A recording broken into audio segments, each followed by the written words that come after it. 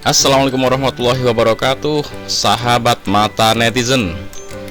Oke teman-teman semuanya, ini kita akan menyimak pengalaman menggunakan sepeda listrik Polytron Fox R kalau tidak bayar sewa baterai seperti apa ya. Karena apa? Karena sistem Polytron ini kan sewa baterainya ya, baterainya sewa, sehingga semuanya itu bisa dipantau dengan sistem GPS ya. Kendaraan listrik ini sangat canggih, fitur-fiturnya sangat canggih ya, sehingga kalau kendaraan ini ada di mana, dipinjem sama siapa, itu bisa dilihat dia ada di posisi di mana, kemudian hari ini mencapai jarak tempuh berapa. Itu semuanya bisa dilihat pakai aplikasi, dikoneksikan dengan HP. Nah, ini memang kelebihan, tapi di balik kelebihan juga ada kekurangannya ya. Ada kekurangannya. Karena apa? Karena jadi ini sistemnya remote, bisa dikendalikan dari jarak jauh, bisa dikendalikan oleh perusahaannya itu sendiri gitu ya. Jadi di saat ini kan sistemnya baterainya sewa. Nah, sistem baterainya sewa berarti tiap bulan harus bayar tanggal sekian. Kalau tanggal harinya itu belum bayar, maka kendaraan ini akan diatur secara remote oleh perusahaan, sehingga diatur kecepatannya. Oke, kita simak pengalamannya seperti ini. Oke guys, nah itu tadi ya pengalaman kita lupa nggak bayar sewa baterainya ya. Jadi kecepatannya saya ulangi di sini biar jelas. Untuk di kondisi D itu kecepatan maksimalnya ada di 25 sampai 30 km per jam, dan di mode S ini antara 38 sampai 45 km per jam. Nah, bagaimana pembatasan kecepatannya, teman-teman bisa merasakan rasanya sama persis ketika kita berada di mode D, kemudian kita gas pentok ya, gas pentok dia kan akan berhenti di 60 sampai 62 km per jam, seperti lari kayak gitu, tapi kayak ditahan, lari ditahan. Nah, seperti itu rasanya. Nah, itu tadi sampai sekolah seperti itu, dan kemudian saya buka aplikasi, saya dibatasi, dan ECU-nya itu juga nyala tapi masih tetap bisa jalan ya. Terus kemudian saya bayar pakai virtual ataupun kris sama ya.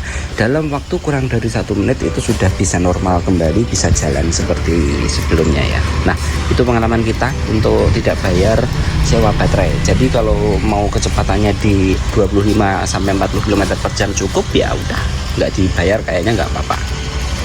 Mungkin suatu saat baterainya diambil ya, mungkin ya, kita nggak tahu juga ya.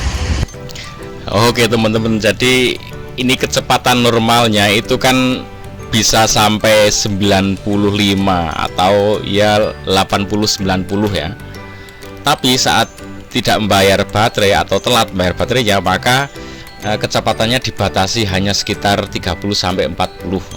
Nah, berapa sewa baterainya?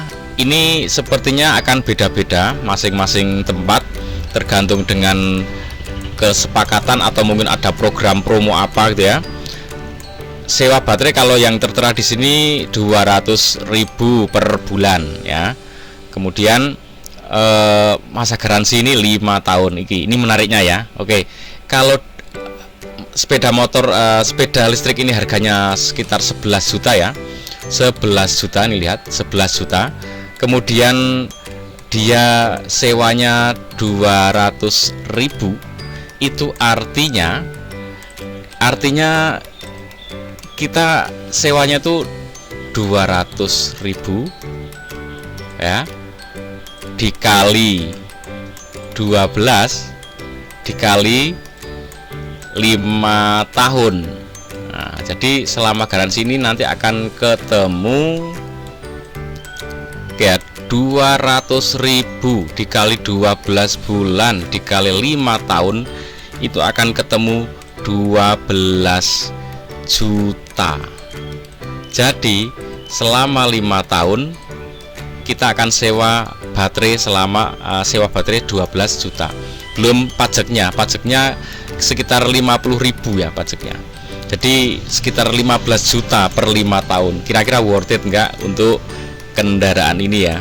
Nah, Inilah kalau kita beli ini. Nah, kalau beli tanpa sewa aki akhirnya terputus, itu juga harganya akan berbeda. Nanti nggak tahu itu di tempat kalian akan beda-beda berapa kalau beli motor listrik ini tanpa sistem sewa aki. Tapi ya itu, kalau kalian bejo ya sampai 5 tahun berarti bener-bener bisa maksimal. Tapi kalau nggak bejo kan bisa entah 2 atau 3 tahun sudah drop akinya, ya itu nanti akan untung-untungan. Tapi kalau sewa itu sudah bisa dipastikan, kalau misalkan rusak 1 atau 2 bulan nggak masalah, akan langsung diganti ya. Tapi ini investasinya. Anggap aja kalau kalian kok belinya itu tanpa sewa, ya harus rutin juga.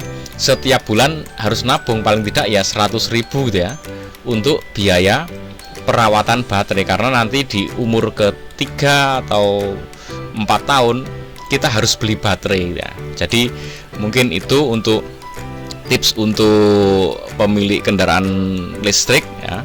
Itu kalau kalian sudah merasa murah tidak beli BBM, maka kalian pun harus rutin menyisihkan uang untuk persiapan ganti baterai gitu ya teman-teman. Semoga bermanfaat dan ini menjadi persiapan kalau kita atau kalian memang menginginkan kendaraan listrik ya, nanti kita supaya tidak kaget ya. Oke, ikuti terus Mata Netizen.